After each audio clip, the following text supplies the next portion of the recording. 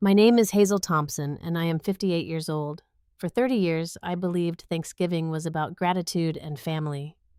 This year, I learned it could also be about betrayal and redemption. As I stirred the cranberry sauce in my small apartment kitchen, I never imagined that in a few hours my own son would slap me across the face at the dinner table. But sometimes the most powerful response isn't anger, it's a smile. Before I tell you about that fateful slap, let me know where you're watching from and hit that like button if you've ever felt betrayed by someone you loved most. I promise, this story might just change how you handle your next family dinner. I first met Richard Thompson when I was 24 years old. He walked into the community art class I was teaching with his confident stride and charming smile. 6 months later, we were married in a simple ceremony with just our closest friends and family present. I still remember the way he looked at me that day, like I was his entire world. 3 years into our marriage, we welcomed our son Andrew into the world. With his father's strong jaw and my green eyes, he was the perfect blend of us both. Those early years were filled with bedtime stories, weekend picnics at the park, and family movie nights cuddled on the couch. Richard would come home from his financial firm, loosen his tie, and immediately get down on the floor to play with Andrew. I would watch them together, my heart so full I thought it might burst. "You two are my everything," Richard would say, pulling us both into a hug. I had been passionate about art and teaching before Andrew, but I made the decision to put my career on hold to be a full-time mom. Richard was supportive, telling me that my sacrifice was what made our family work. "You're the heart of this home, Hazel," he would say. "Nothing would function without you." For almost 20 years, our life followed a comfortable rhythm. Richard climbed the corporate ladder while I managed our home and raised Andrew. We hosted neighborhood barbecues in the summer, took family vacations to the coast, and created traditions that I thought would last a lifetime. But around the time Andrew turned 18 and headed off to college, I noticed subtle changes in Richard. The compliments became fewer, the kisses shorter, the conversations shallower. At first, I blamed it on empty nest syndrome or work stress. Richard had been promoted to senior vice president, which came with longer hours and more responsibilities. "I just need to adjust to this new position," he told me when I asked if everything was all right. "The pressure is intense right now." I believed him because that's what you do when you love someone for over 2 decades. You give them the benefit of the doubt. You trust. The criticism started small. A comment about dinner being too bland. A sigh when I suggested a weekend getaway. A roll of his eyes when I talked about my day. Over time, these small moments accumulated like tiny paper cuts on my heart. "Do you really need to tell that story again?"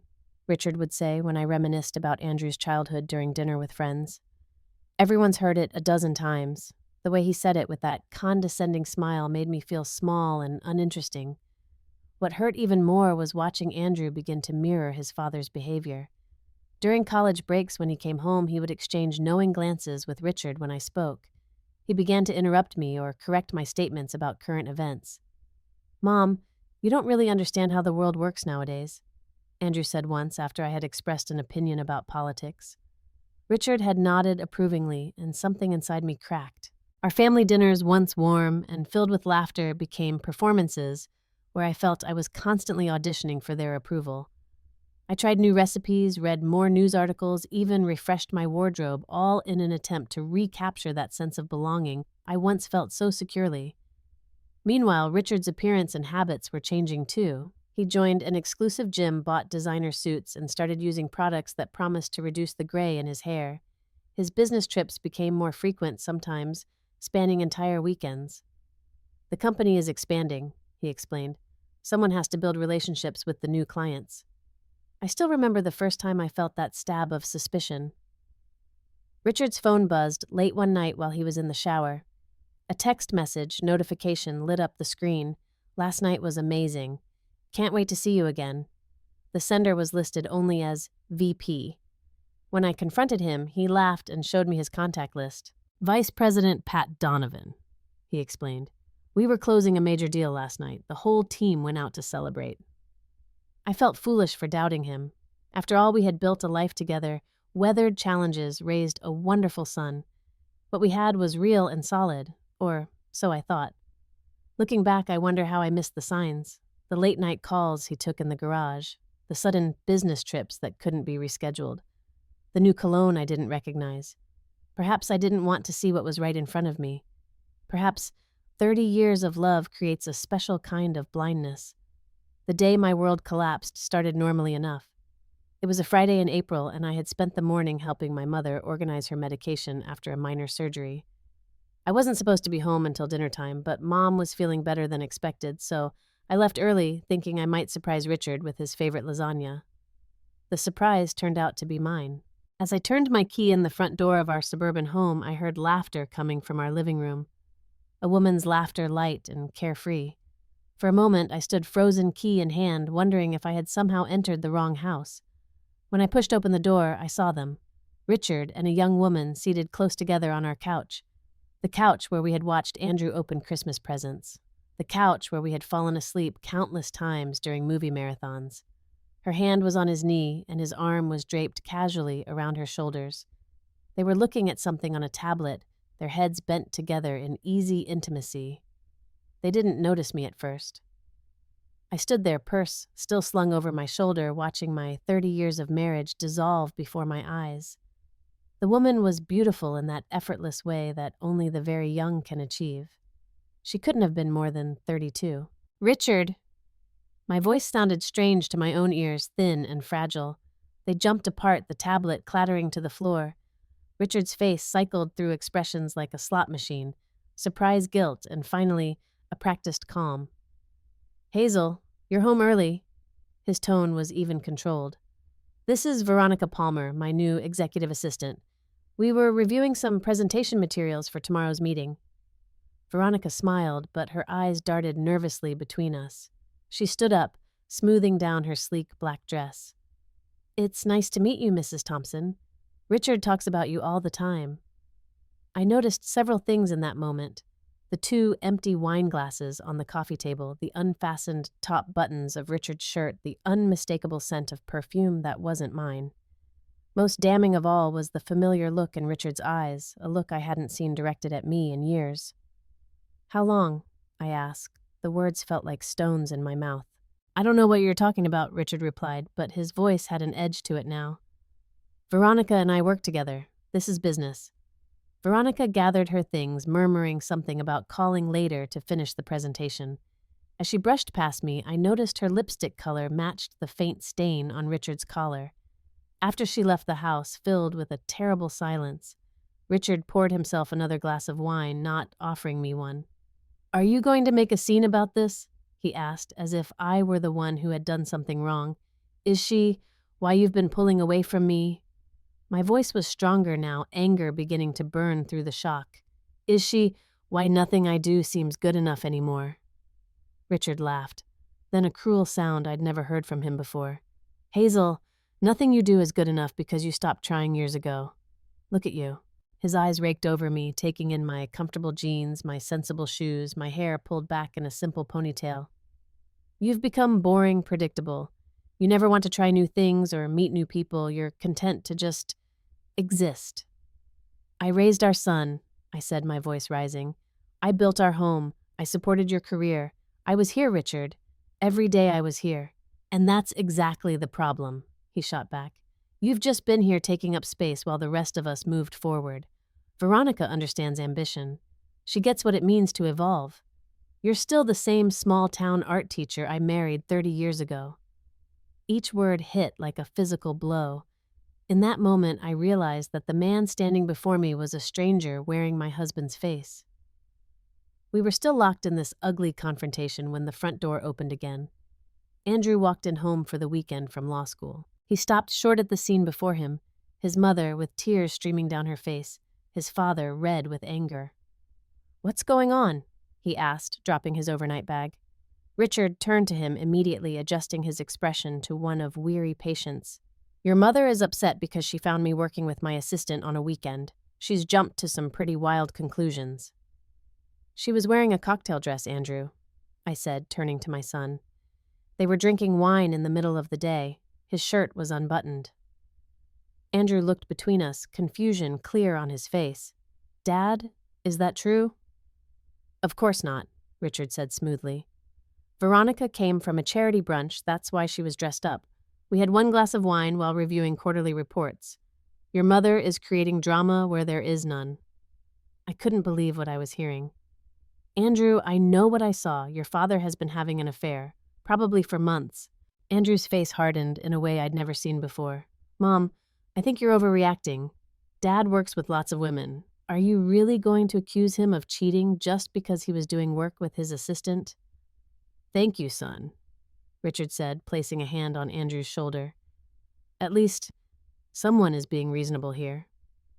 In that moment, as my son stood beside his father, I felt more alone than I ever had in my life. The two people I loved most in the world had formed an alliance against me.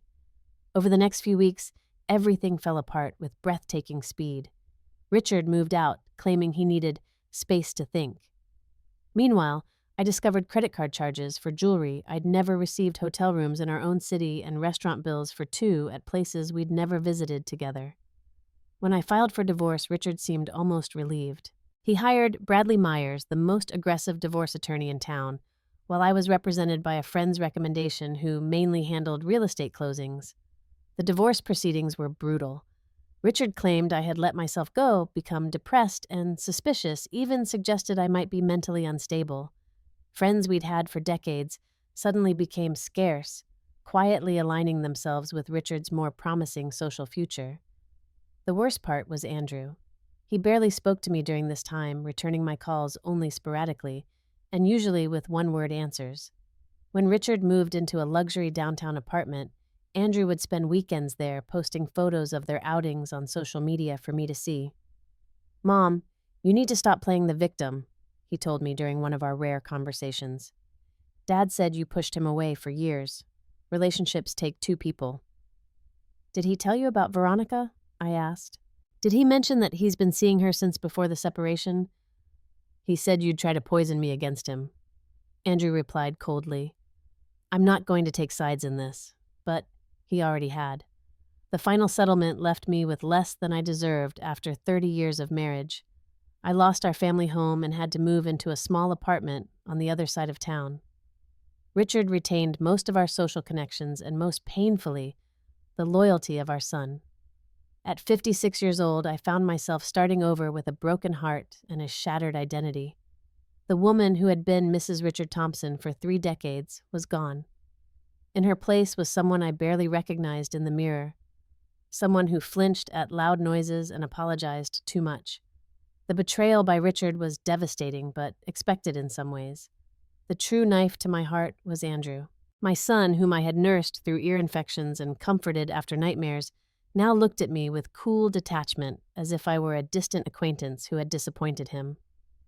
6 months after the divorce was finalized, Richard posted photos of himself and Veronica at a resort in Bali. Andrew liked the photos. I stared at the image of my ex-husband with his arm around the woman who had replaced me, both of them tanned and smiling, and wondered how 30 years of my life could vanish so completely.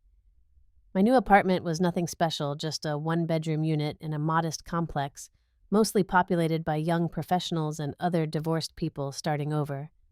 The walls were a bland beige, the carpet worn in spots, and the kitchen barely big enough for a small table. But it was mine, and after the chaos of the divorce, I found comfort in its simplicity. I needed a job. My alimony wouldn't cover all my expenses, and more importantly, I needed somewhere to go, something to do with myself. The problem was that I had no recent work experience. My teaching license had expired decades ago, and the art world had changed dramatically since I'd been part of it. After 2 months of rejections and unreturned calls, I finally found an opening at the local library for a circulation desk assistant. The pay was minimal, but it offered health insurance and regular hours. The library director, Susan Walker, hired me despite my lack of experience. I see something in you, she told me during the interview, a resilience. Besides, anyone who's raised a child and managed a household for 30 years knows how to multitask and deal with difficult people. Susan, a divorced woman herself, quickly became more than a boss. She was my first new friend in this strange chapter of my life. With her spiky red hair and collection of quirky earrings, she couldn't have been more different from the country club wives I'd associated with during my marriage. But her straightforward manner and genuine kindness were exactly what I needed. The first year is the hardest, she told me over coffee one morning before the library opened. You're not just grieving the end of your marriage, you're grieving the future you thought you were going to have. And the loss of my son, I added quietly. Andrew still barely speaks to me. Susan reached across the table and squeezed my hand. Give him time.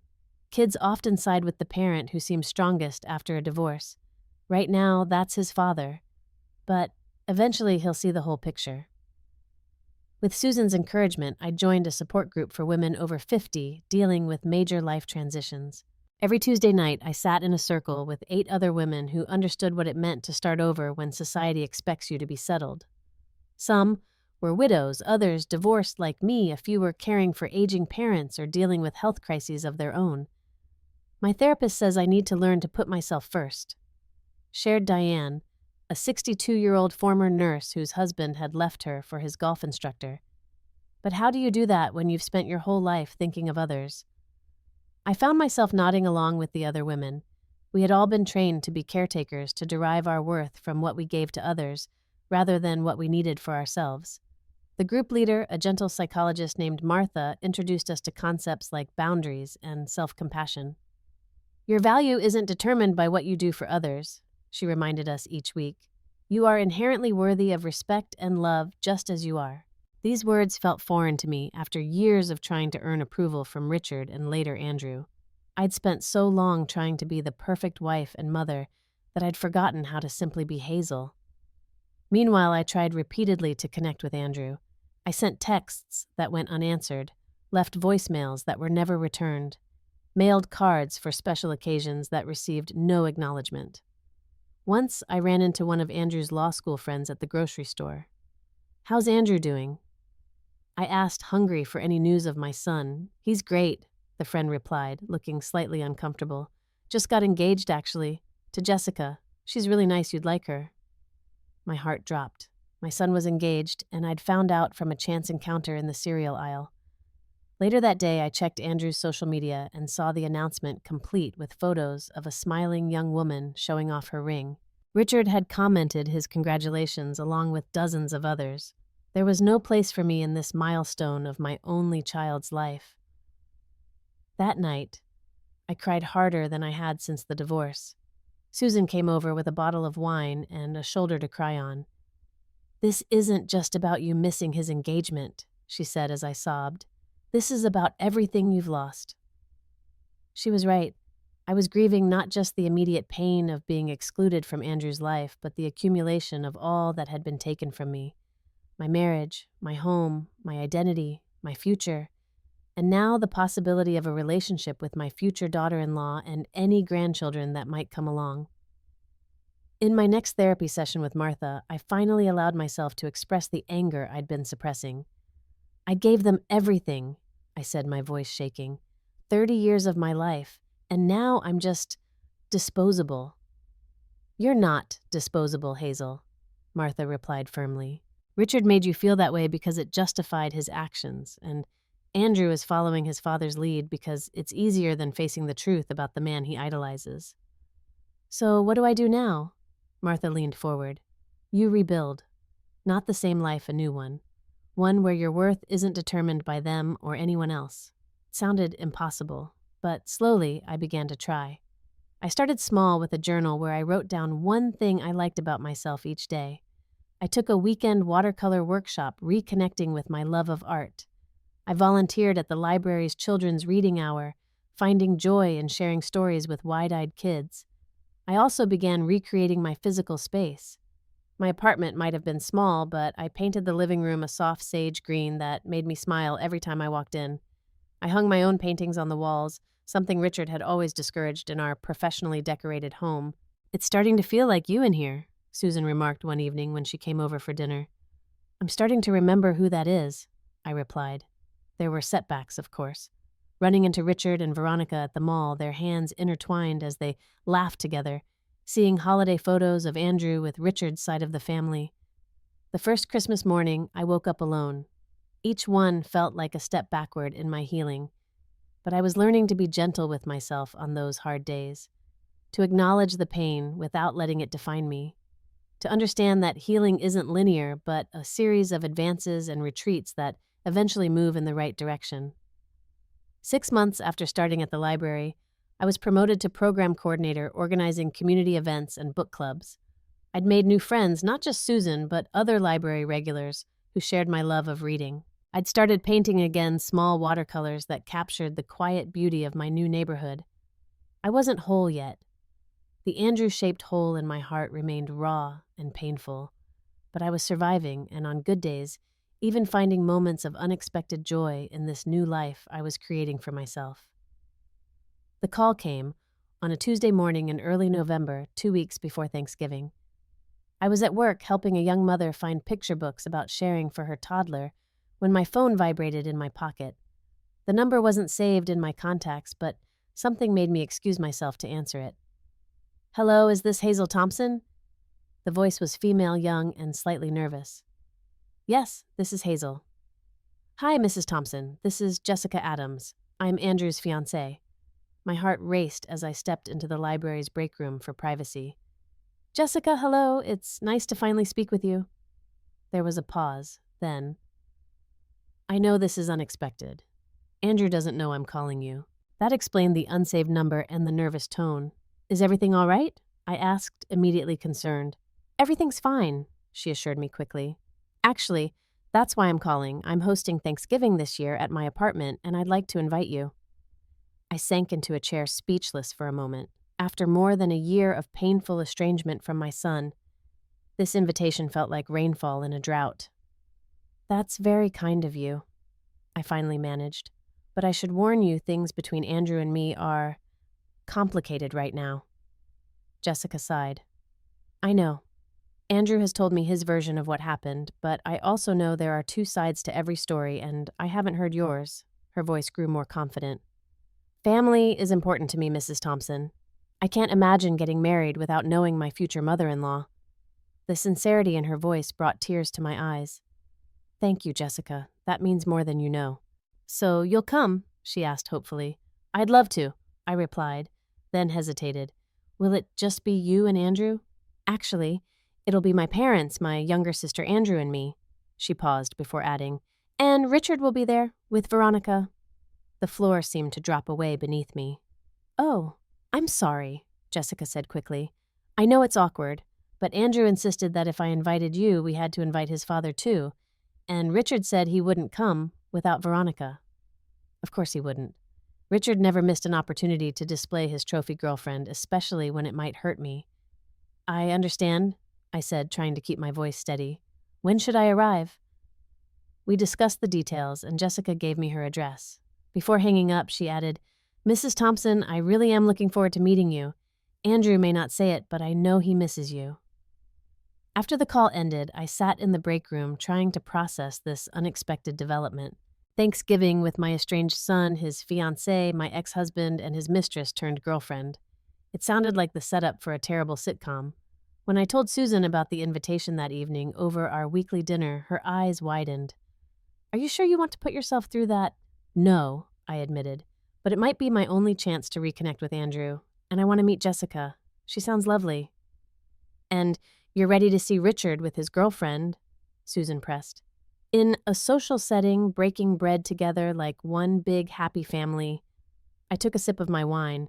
"Ready, no, but I can't let fear of that discomfort keep me from trying to repair my relationship with my son." Susan reached across the table and squeezed my hand. "You're braver than I was. It took me 3 years before I could be in the same room as my ex-husband." That weekend, I discussed the invitation with Martha during our therapy session. "This is an opportunity," she said thoughtfully, "but also a potential minefield. Let's talk about how to prepare." We spent the session strategizing how to manage my emotions during the dinner. Martha helped me develop some quick grounding techniques for moments when I might feel overwhelmed. We also discussed realistic expectations for the event. "Don't expect a full reconciliation in one dinner," she cautioned. "Set smaller goals, maybe just a civil conversation with Andrew or learning something about Jessica." "What about Richard and Veronica?" I asked. "Minimal engagement," Martha advised. "Be polite but brief. Don't give them power over your emotions." In the days leading up to Thanksgiving, I channeled my anxiety into preparation. I bought a new dress, a deep burgundy wrap style that Susan assured me looked both festive and flattering. I found a lovely serving dish as a hostess gift for Jessica. I practiced responses to potential awkward questions or comments. "How have you been, Hazel?" I imagined Richard asking with fake concern. "I'm doing well, thank you," I would reply pleasantly before turning to speak with someone else. I rehearsed these scenarios in my mirror, determined not to let Richard or Andrew see how deeply they had hurt me. The night before Thanksgiving, I was folding laundry when my phone chimed with a text message from an unsaved number.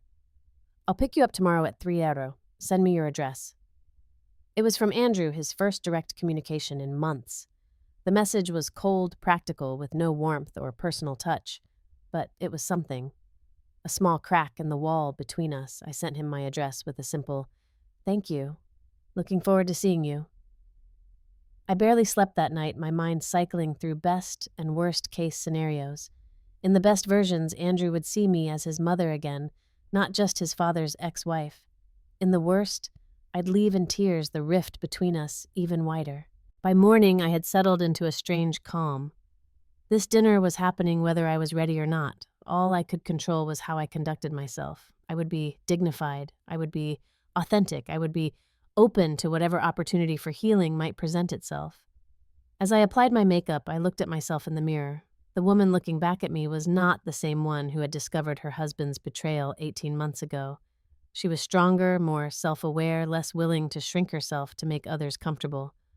Whatever happened at this dinner, I would survive it. At 2:58 p.m., my phone buzzed. "I'm outside." Andrew hadn't even come to my door. I took a deep breath, picked up Jessica's gift and a pumpkin pie I'd baked, and walked out to meet my son. Andrew was waiting in his car, a sleek black sedan that Richard had probably helped him select. When I opened the passenger door, I was struck by how formal he looked in a blue button-down shirt and pressed slacks. My son dressed like he was meeting a client rather than his mother. "Hello, Andrew," I said as I settled into the seat, balancing the pie on my lap. "Thank you for picking me up." "Jessica insisted," he replied, pulling away from the curb without looking at me. "She said it would be rude to make you drive across town alone on Thanksgiving." Already I was grateful for my future daughter-in-law's thoughtfulness. "She sounds very considerate." Andrew gave a brief nod. "She is." The first 10 minutes of the drive passed in uncomfortable silence. I watched my son's profile, so like his father's, as he navigated through traffic. His jaw was tense, his knuckles white on the steering wheel. "Your engagement photos were lovely," I offered finally. "Jessica looks beautiful."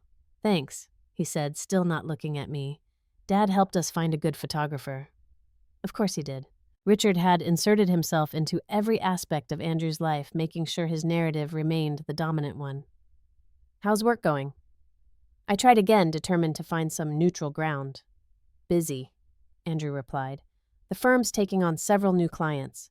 The firm was a prestigious law office where one of Richard's golf buddies had helped Andrew secure a position right out of law school, another tie binding son to father. I was about to ask another question when Andrew abruptly spoke. "Look, Mom, Jessica wants this dinner to go well. She has this idea that we can all be one big happy family. I told her it's complicated, but she's optimistic." "She sounds wonderful," I said sincerely. Andrew finally glanced at me. "She is, and I don't want her day ruined by any drama between you and Dad." The implication stung. "I have no intention of creating drama, Andrew. I'm just happy to be included." He seemed slightly mollified by this. "Good. Dad said the same thing."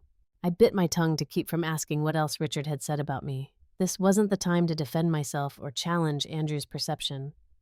This was about building a bridge, however tenuous. As we pulled into an apartment complex on the nicer side of town, I gathered my courage. "I've missed you, Andrew." He put the car in park and finally turned to look at me directly. His expression was guarded, but I could see a flicker of something softer beneath the surface. "Let's just get through today, okay?" It wasn't the response I'd hoped for, but it wasn't a rejection either. One step at a time, I reminded myself as we walked to Jessica's apartment. The door swung open before we could knock, revealing a smiling young woman with warm brown eyes and honey blonde hair pulled back in a simple ponytail. "You must be Hazel," she said, immediately wrapping me in a hug. "I'm so glad you could come." Jessica's enthusiasm was disarming. She ushered us inside, taking the pie and gift with genuine thanks. Her apartment was modest but welcoming, decorated with twinkling string lights and fall-colored throw pillows. The air smelled of roasting turkey and cinnamon. "Mom, Dad, come meet Andrew's mom," Jessica called out. An older couple emerged from the kitchen area. Jessica's father, David, had the same kind eyes as his daughter. Her mother, Linda, had Jessica's sunny smile. They greeted me warmly as if I were an old friend rather than a stranger. "Jessica has told us so much about you," Linda said, leading me to the living room. "She said Andrew gets his artistic eye from you." I glanced at my son in surprise. He had mentioned me to Jessica, and in a positive light before I could respond, the doorbell rang. Jessica went to answer it, Andrew trailing behind her like a nervous shadow. I steeled myself, knowing exactly who would be on the other side of that door. Richard walked in first, looking exactly as he had when we were married, except for the new designer watch and the slightly darker hair courtesy of expensive dye jobs. Behind him was Veronica wearing a form-fitting green dress that highlighted her youth and beauty. "Happy Thanksgiving, everyone," Richard announced with the booming confidence that had once charmed me. His eyes landed on me and his smile tightened almost imperceptibly. "Hazel, you look well." "Thank you, Richard, you too."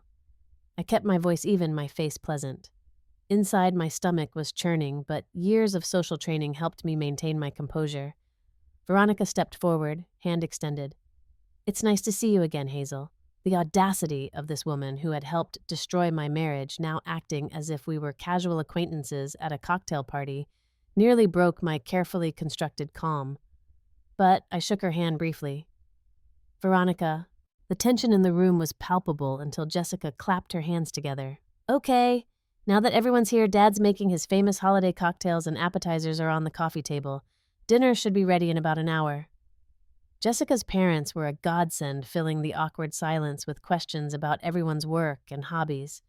David turned out to be a high school principal with a dry sense of humor, while Linda taught piano and directed the community choir. "Jessica tells us you work at the library now, Hazel," Linda said kindly. "That must be fascinating." "It is," I replied, genuinely warming to the topic. "I coordinate programs now, everything from children's story time to author visits. It's wonderful connecting people with books they love." From across the room, I heard Richard's dismissive chuckle. "Quite a change from being a corporate wife, isn't it?" Before I could respond, David jumped in. "Sounds like meaningful work to me. Libraries are the heart of communities." I shot him a grateful look as Richard turned away, guiding Veronica toward Andrew with a hand on the small of her back. As the pre-dinner socializing continued, I found myself in the kitchen with Jessica, helping her prepare the final dishes. "Thank you for inviting me," I said quietly as we arranged dinner rolls in a basket. "It means more than you know." Jessica paused, looking at me directly. "Andrew needs you in his life, even if he doesn't realize it yet, and I want our future children to know their grandmother." My eyes filled with tears at the mention of potential grandchildren. "I'd like that very much." "He's stubborn," she continued, glancing toward the living room where Andrew was engaged in conversation with Richard and her father. "And he idolizes his dad, but he's also fair and kind when he allows himself to be." "Those are the qualities I tried to instill in him," I said softly. Jessica squeezed my arm. "They're still there, trust me." Our moment was interrupted when Veronica entered the kitchen, empty wineglass in hand. "Jessica, darling, do you have any more of that lovely Chardonnay?" As Jessica helped her locate another bottle, I noticed Veronica studying me with barely concealed curiosity. I wondered what Richard had told her about me, what stories he had spun to justify his betrayal. Back in the living room, I observed Richard holding court, sharing stories about his recent business successes, while Andrew listened attentively. It was painful seeing them together, this united front that excluded me so completely. Several times I caught Andrew checking his phone nervously, as if waiting for an important message. Jessica organized a family game of charades before dinner, skillfully creating teams that separated Richard and Veronica, while putting Andrew and me on the same side. It was the first time in over a year that my son and I had worked together on anything. When he laughed at my terrible attempt to act out Gone with the Wind, I caught a glimpse of the boy he had been, the relationship we had shared. Throughout it all, Richard and Veronica found ways to display their affection with casual touches and inside jokes. Each one felt like a deliberate reminder of what had been taken from me. I focused on my breathing, on the techniques Martha had taught me. I would not let them see me falter. Finally, Jessica announced that dinner was ready. We gathered around the dining table, which had been beautifully set with autumn-themed decorations and candles. Jessica had arranged the seating carefully herself at one end, her father at the other, with Andrew, me, and Jessica's sister on one side, and Richard, Veronica, and Linda on the opposite side. As we settled into our places, the table laden with traditional Thanksgiving dishes, David suggested we each share something we were thankful for before the meal. "I'll start," Jessica said, smiling around the table. "I'm thankful for having everyone I care about together today and for the family we're creating." Andrew took her hand, his expression softening in a way I hadn't seen all day. "I'm thankful for you and for the future we're building." When my turn came, I took a deep breath. "I'm thankful for new beginnings and for the chance to reconnect with people who matter to me." I glanced at Andrew, who was studying his plate. Richard's response was predictably self-congratulatory. "I'm thankful for continued success and growth both professionally and personally." He squeezed Veronica's hand as he said this, his message clear. After everyone had shared, David said a brief blessing and we began to pass dishes around the table. The conversation flowed more easily, now centered on the food and memories of Thanksgiving's past. Andrew was always obsessed with cranberry sauce as a child. I recalled, smiling at the memory. He'd eat it by the spoonful. "I remember," Andrew said quietly, surprising me by engaging with the memory. "You used to make it from scratch with orange zest." "I still do," I replied, touched that he remembered such a small detail. For a moment, something like the ghost of our former relationship flickered between us. Then Richard leaned across the table. "Speaking of memories," he said, his voice carrying that smooth, public speaking quality he used when he wanted to command attention. "Remember our trip to Aspen when Andrew was 10, when he tried skiing for the first time?" And just like that, Richard inserted himself into our moment, redirecting Andrew's attention. As they laughed together about the ski trip, I felt myself being erased from the narrative of my own family history. The dinner continued with this undercurrent of tension beneath the surface politeness. Jessica and her parents made valiant efforts to include everyone equally in the conversation, but the dynamics were clear. Richard was performing the role of devoted father and successful ex-husband with Andrew as his admiring audience and Veronica as his lovely prize. I maintained my dignity, contributing to discussions when appropriate, complimenting Jessica on the delicious meal, asking her sister about her college studies. I was determined to show Andrew that I could rise above pettiness, that I was not the villain in this story. As we finished the main course and prepared for dessert, Jessica asked me about my work at the library. I began sharing a story about a literacy program we had recently launched for senior citizens. "It's been wonderful seeing people in their 70s and 80s discover or rediscover the joy of reading," I explained. "One gentleman told me he hadn't read a novel since high school, and now he's working his way through all of Hemingway." "That's really meaningful work," Jessica's mother commented, "making a difference in people's lives." I smiled, feeling a genuine moment of pride in my new career. That's exactly how I see it. After spending so many years focused on family, it's rewarding to find a new way to contribute to the community. As I spoke, I noticed Richard lean over and whisper something to Andrew. My son's expression changed, hardening as he listened to whatever his father was saying. I tried to continue my story, but the words died in my throat as Andrew abruptly stood up his chair, scraping loudly against the floor. The conversation around the table faltered as everyone turned to look at him. Andrew's face was flushed, his eyes cold as he stepped around the table toward me. I thought perhaps he was going to the kitchen or the bathroom, but he stopped directly behind my chair. "Is something wrong?" I asked, looking up at my son in confusion. What happened next seemed to unfold in slow motion. Andrew's hand came up and then down fast and sharp, connecting with my cheek with a crack that echoed in the sudden silence of the dining room. The force of the slap knocked me sideways in my chair, sending my water glass toppling. Ice-cold water spilled across the table, soaking the tablecloth and dripping onto my new dress. My ears rang, my vision blurred with shock and tears. Jessica gasped. Her father half rose from his seat. Veronica's hand flew to her mouth. The room had frozen in collective disbelief. As pain bloomed across my face, something strange happened inside me. A lifetime of accommodating others, of shrinking myself to avoid conflict, of accepting blame that wasn't mine, suddenly crystallized into perfect clarity. In that moment of public humiliation, I found an unexpected strength. Instead of crying or shouting or running from the room, I slowly straightened in my chair. I touched my stinging cheek, and then, looking directly into my son's angry face, I smiled. "Thank you, Andrew," I said clearly. His expression shifted from anger to confusion. "What?" "Thank you," I repeated, still smiling. "You've just made things very clear for me." Andrew stood there, his hand still raised, suddenly looking lost. This was not the reaction he had expected. Richard had clearly whispered something provocative, expecting me to break down, to become the hysterical ex-wife who ruins Thanksgiving. Instead, my calm response had flipped the script entirely. "I don't understand," Andrew stammered. I stood up slowly, napkin in hand, dabbing at the water on my dress. "For 18 months, I've been asking myself what I did wrong. Why my son, who I loved more than anything in this world, would turn against me so completely. I blamed myself. I questioned my worth as a mother. I tortured myself trying to understand." The room was utterly silent now. Even Richard seemed taken aback by the turn of events. But a son who truly knew his mother, who had formed his own opinions about her character, would never do what you just did. I continued, my voice steady. "Which means you don't know me at all anymore. You only know the version of me that he created." I tilted my head toward Richard. "Mom, Andrew began, but I held up a hand. "I have spent my entire adult life putting everyone else first. I gave up my career for our family. I supported your father through every promotion, every setback.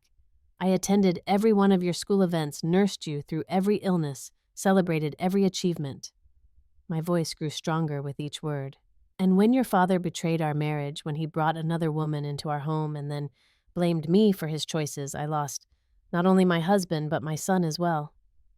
Jessica had come to stand beside Andrew now, her face a mixture of shock and dawning understanding. "Andrew, what did your father say to you just now?" she asked quietly. Andrew looked between Jessica and me, then over at Richard, who was suddenly very interested in his wine glass. He said Mom was lying about her job to make herself look good, that she actually got fired from the library for inappropriate behavior with a patron, but she's too embarrassed to admit it." Jessica's father stood up. "I think it's time for some honesty at this table. Richard, did you say that about Hazel?" Richard's smooth facade slipped for a moment. "I might have mentioned something I heard." "From whom?" I asked, already knowing the answer was no one. "I'm the program coordinator at the West Side Library. I was promoted 4 months ago. My boss, Susan Walker, would be happy to confirm that." Andrew looked confused. "But Dad said—" "Your father has said a lot of things about me," I replied gently. "Have you ever verified any of them? Have you ever asked me my side of the story?" "You're just bitter about the divorce," Andrew said, but the conviction in his voice was wavering. I shook my head. "I was devastated by the divorce, yes, but more than that, I was heartbroken when my only child decided I wasn't worth listening to, when you accepted every word your father said without question." Reaching into my purse, I pulled out my phone and pulled up a saved folder. "I didn't want to do this today.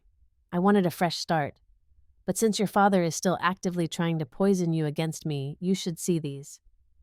I handed Andrew my phone open to a series of text messages I had saved from the days right after I discovered Richard with Veronica. Messages between them that left no doubt about the nature or duration of their relationship. "Your father didn't just have a momentary lapse of judgment, Andrew. He had been seeing Veronica for over a year before I found them together. And when I confronted him, he didn't apologize. He blamed me for not being exciting enough, young enough, ambitious enough." Andrew scrolled through the messages, his face paling. Jessica read over his shoulder, her hand flying to her mouth at particularly explicit exchanges. Richard stood up abruptly. "This is ridiculous. Those could be fabricated. Hazel always did have a flair for drama."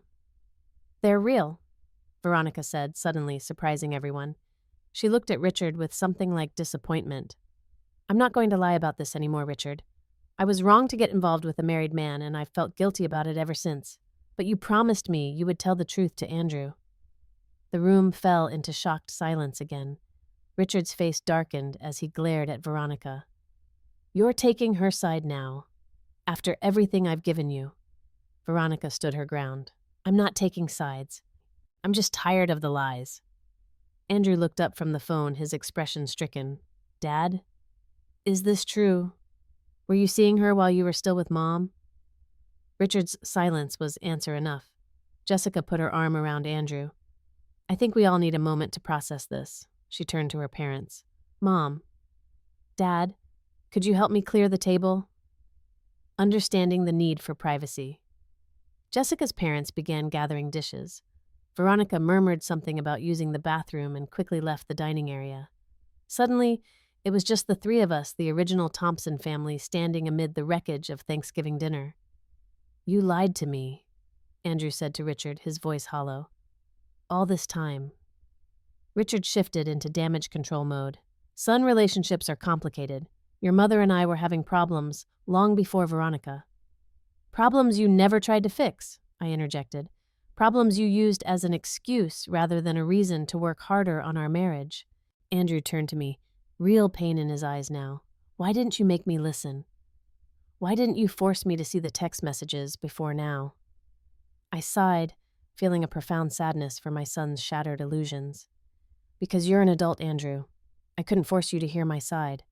You had to be ready to listen. I touched my cheek, still tender from his slap. I never thought it would take something like this. Andrew's face crumpled in shame. Mom, I'm so sorry. I shouldn't have. There's no excuse for what I just did. No, there isn't, I agreed. But understanding why it happened is the first step toward healing. Richard watched this exchange with growing discomfort, seeing his carefully constructed narrative falling apart. Andrew, let's not overreact here. Yes, I made some mistakes, but your mother isn't blameless in all this. Stop, Andrew said firmly, turning to his father. Just stop talking. In that moment, I saw a glimpse of the strong, fair-minded man I had raised emerging from beneath his father's influence. It gave me hope that whatever came next, a path toward reconciliation, might be possible. I did not stay for dessert at Jessica's Thanksgiving dinner. After the dramatic confrontation, I felt emotionally drained and knew that everyone needed space to process what had happened. Jessica's father, David, insisted on driving me home, refusing to hear my protests about taking him away from the family gathering. You shouldn't be alone right now, he said kindly as we drove through the quiet streets. And honestly, I could use a break from all that tension. In the car, David didn't press me to talk about what had happened, instead chatting about neutral topics like his work as a high school principal in the neighborhood where I lived. His quiet dignity reminded me of my own father, who had passed away years ago. By the time he dropped me off at my apartment complex, I felt steadier. Jessica really likes you, he said as I was getting out of the car. And for what it's worth, I think she's a good judge of character. Thank you, I replied, feeling unexpectedly emotional. She's a lovely young woman. Andrew is fortunate to have found her. We all need someone who sees us clearly, David said with a nod. Take care of yourself, Hazel. I spent the remainder of Thanksgiving evening in quiet solitude, sipping tea and trying to process the tumultuous events of the day. I called Susan, who answered immediately despite being with her own family. Good Lord, Hazel, she exclaimed after I recounted what had happened. Are you okay? Do you need me to come over? I'm all right, I assured her. Actually, in a strange way, I feel lighter, like something that was stuck has finally broken free. Your son hit you, Susan said, her voice tight with protective anger. That's not something to feel good about. No, it's not, I agreed. And I'm not excusing it, but it forced everything into the open, all the lies, all the manipulation. It's like lancing a wound that's been festering for too long. After we hung up, I stood at my small apartment window looking out at the night sky. The pain of Andrew's slap had faded, but the memory of it remained sharp. My own son striking me in anger. Yet I felt no anger toward him in return, only a profound sadness for how thoroughly Richard had poisoned his perception of me. I was preparing for bed when my phone chimed with a text message. It was from Andrew. "Can we talk tomorrow? I can come to your place around 10 a.m." I replied simply, "Yes." Sleep came fitfully that night, my mind replaying the events at Jessica's dinner table, imagining different outcomes, different words I could have said. By morning, I felt both exhausted and alert, like a soldier preparing for an important battle. I made coffee and set out some banana bread I had baked earlier in the week. Then I waited, watching the clock inch toward 10 o'clock. Andrew arrived precisely on time, knocking hesitantly on my apartment door. When I opened it, I was struck by how different he looked from the angry young man who had slapped me yesterday. His shoulders were slumped, his eyes red-rimmed, his usual confident posture replaced by uncertainty. "Come in," I said, stepping aside to let him enter. Andrew walked into my apartment, glancing around at the space he had never before visited. His eyes lingered on the watercolor paintings I had hung on the walls, several of which depicted scenes from his childhood. "Did you paint these?" he asked, stopping in front of one, showing a small boy flying a kite on a beach. "Recently." I nodded. "From photographs and memories." He continued looking at the painting. "That's me at Cannon Beach. I was about 8. You were so proud when you finally got that kite airborne," I remembered. "You ran up and down the beach for hours, refusing to come in, even when it started to drizzle." A ghost of a smile crossed his face before fading into solemnity. He turned to face me. "Mom, I don't even know where to begin. What I did yesterday was unforgivable." "Sit down," I said, gesturing to my small couch. "Let's talk." Andrew perched on the edge of the couch while I took the armchair across from him. For a moment, neither of us spoke. "I keep replaying it in my mind," he finally said, his voice barely above a whisper. "I don't understand how I could have done that. I've never hit anyone in my life, let alone my own mother." "I believe you," I said, "but I think you do understand why it happened. Your father has been poisoning your perception of me for a long time, Andrew. Yesterday was just the culmination." Andrew ran a hand through his hair, a gesture so like his father's that it made my heart ache. "After you left Dad and I had it out, he finally admitted everything, the affair, the lies he told about you, all of it." "I'm sorry," I said sincerely. "I know how much you admire him. This must be difficult for you." "You're apologizing to me." Andrew looked incredulous. "After what I did, I'm not apologizing for anything I did wrong," I clarified. "I'm expressing sympathy for the pain you're feeling. Discovering that someone you love and trust has been manipulating you is devastating." Andrew's eyes filled with tears. "How can you be so understanding? I treated you horribly for over a year. I refused to listen to your side of the story. I believed everything Dad said about you. And then I hit you." "I'm your mother," I said simply.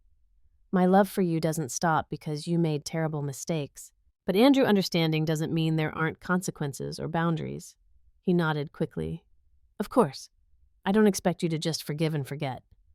"Good, because I won't," I said firmly. "What happened yesterday crossed a line that should never be crossed. If we're going to rebuild our relationship, it needs to be on new terms, with mutual respect and honesty." "I want that," Andrew said earnestly. "I've missed you, Mom. Even when I was angry, even when I thought you were in the wrong, I missed you." "I missed you too," I replied, feeling my own eyes grow damp. "Every single day." We talked for hours that morning. Andrew shared how Richard had systematically turned him against me, beginning even before the divorce. Little comments about my emotional instability or my tendency to exaggerate. Suggestions that I was resistant to change and holding Richard back professionally. By the time Richard and I separated, Andrew had already absorbed a distorted image of me. "After the divorce, Dad told me you were spreading lies about him to get a better settlement," Andrew admitted. "He said you were trying to turn me against him out of spite." "The irony," I said dryly. Andrew winced. "I know, and when Jessica and I got engaged, he said you would try to manipulate her against me too. That's why I kept her away from you." "And yet she reached out to me anyway," I observed. A genuine smile crossed Andrew's face. "Jessica has good instincts about people. She kept saying something didn't add up in Dad's stories about you. She's the one who convinced me to invite you to Thanksgiving even though Dad was against it." "I like her very much," I said. "You've chosen well. She said the same about you even after yesterday's disaster." Andrew shook his head. She told me I needed to make things right with you, that she wouldn't marry into a family where people treated each other that way. Smart woman, I thought. What happens now? Andrew asked, looking uncertain again. Can we start over somehow? I considered this. Not over, no. We can't erase what's happened, but we can move forward slowly and build something new. I'd like that, he said. Before Andrew left that afternoon, we made plans for him and Jessica to come for dinner the following week. A small step, but a meaningful one. At the door, he hesitated, then asked, Can I hug you, Mom? I nodded, opening my arms to my son for the first time in over a year. As he embraced me, I felt something broken begin to mend inside me. The weeks that followed were a time of cautious healing. Andrew and Jessica came for dinner as planned, bringing wine and flowers. The conversation was sometimes awkward, sometimes stilted, but genuine on all sides. Jessica showed me their wedding planning binder, asking for my input on various details. We'd like to postpone the wedding a bit, she confided. Given everything that's happened, we think it's best to take some time to make sure all the family relationships are on solid ground first. 3 months later, I was sitting with Susan at a cafe when my phone rang. It was Andrew. Mom, we've set a date, he said, sounding excited. June 15th, and we'd like you to be involved in the planning if you want to be. I'd love that, I replied, smiling at Susan across the table. There's something else. Andrew continued, sounding more hesitant now. Dad won't be invited to the wedding. Jessica and I have decided it's best if he's not there. I felt a complex mix of emotions at this news. Part of me felt vindicated that Andrew had recognized the toxic influence Richard had been in our lives. Another part felt sad that it had come to this, that the family we once were had fractured so completely. Are you sure that's what you want? I asked carefully. He is your father. I'm sure, Andrew replied firmly.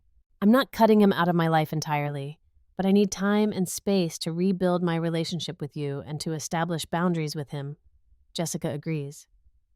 After we hung up, Susan raised her eyebrows. That's quite a development. How do you feel about it? I considered the question. Relieved, mainly. The thought of sharing that day with Richard and Veronica was difficult, but also sad for Andrew. This isn't how any of us imagined his wedding day would be. You're still protecting his feelings, even after everything, Susan observed. That's what real mothers do. In the months leading up to Andrew and Jessica's wedding, my life continued to evolve in unexpected ways. My position at the library expanded to include coordinating art programs for adults, allowing me to reconnect with my original passion for teaching art. I joined a local painting group that met weekly at a community center, producing enough watercolors for a small exhibition at a neighborhood cafe. Most significantly, I started a support group for women rebuilding their lives after divorce or loss. Twice a month, 6 to 8 women gathered in my apartment living room, sharing stories, offering advice, and providing the understanding that can only come from those who have walked a similar path. You've helped me see that there's life after divorce, said one woman, a retired teacher whose husband had left her after 42 years of marriage. Not just survival, but actual joy. Her words moved me deeply because they reflected my own journey. The pain of Richard's betrayal and the subsequent estrangement from Andrew had not disappeared completely, but it no longer defined me. I had built a new life, one that honored who I truly was rather than who someone else wanted me to be. I even began dating again, tentatively at first. A regular library patron named Bill, a widower in his early 60s with kind eyes and a thoughtful manner, asked me to coffee after we discovered a shared love of mystery novels. Our relationship progressed slowly, built on conversation and mutual respect. I like who I am when I'm with you, Bill told me, after we had been seeing each other for a few months. You listen in a way that makes me feel truly heard.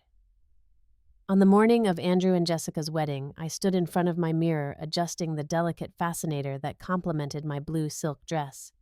The woman who looked back at me was not the same one who had discovered her husband's betrayal 2 years earlier. She stood straighter. Her eyes were clearer. Her smile came more easily. The wedding was beautiful in its simplicity, held in the garden of Jessica's parents' home. Andrew, handsome in his tailored suit, watched with wonder as Jessica walked toward him in her elegant gown. When the minister asked who gave this woman to be married, both of Jessica's parents stood and said, "We do with love and blessing." During the reception, Andrew sought me out where I was chatting with Jessica's grandmother. "Mom, can we talk for a minute?" He led me to a quiet corner of the garden beneath a flowering cherry tree. "I wanted to thank you," he said, his voice thick with emotion, "for being here today, for forgiving me when I didn't deserve it, for showing me what real strength looks like." I reached up to straighten his boutonniere, a mother's instinctive gesture. "I'm proud of the man you've become, Andrew, especially over these past few months. I've been thinking a lot about that Thanksgiving," he said, "about how your smile after what I did completely disarmed me. I expected tears or anger, but your calm dignity forced me to see myself clearly for the first time in years." "Sometimes the most powerful response to cruelty is steady kindness," I replied. "Not because the cruelty is acceptable, but because kindness preserves your own integrity." Andrew nodded thoughtfully. "Jessica says you've been teaching her that too. She says you've become the mother she always wished she had." My heart swelled at his words. "She's easy to love." "So are you, Mom?" Andrew said, taking my hand. "I'm sorry it took me so long to remember that."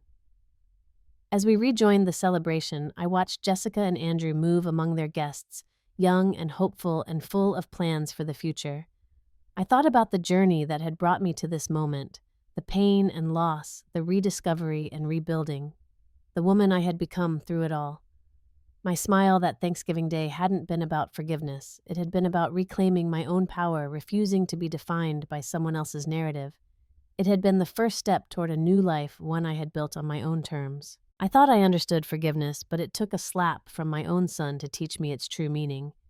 Forgiveness isn't about excusing harmful behavior or pretending it never happened. It's about refusing to let that harm define your future or dictate your worth. It's a gift you give yourself as much as others. In the 2 years since that Thanksgiving dinner, my life has transformed in ways I never could have imagined. My relationship with Andrew has been rebuilt on a foundation of honesty and mutual respect. He and Jessica visit me regularly, and they've included me in all the important moments of their lives together.